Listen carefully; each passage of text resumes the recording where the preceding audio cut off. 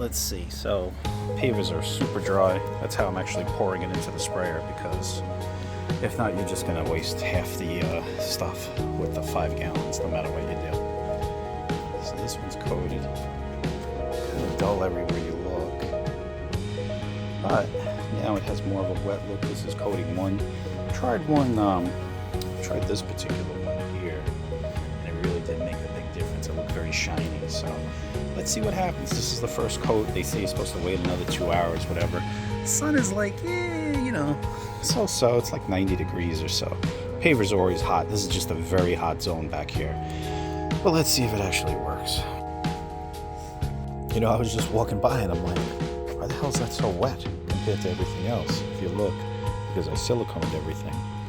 But this part, I actually just redid this whole zone here. I haven't even gotten a chance to finish. But this zone was never done. So that's why it's like super wet. But this silicone really does make a difference.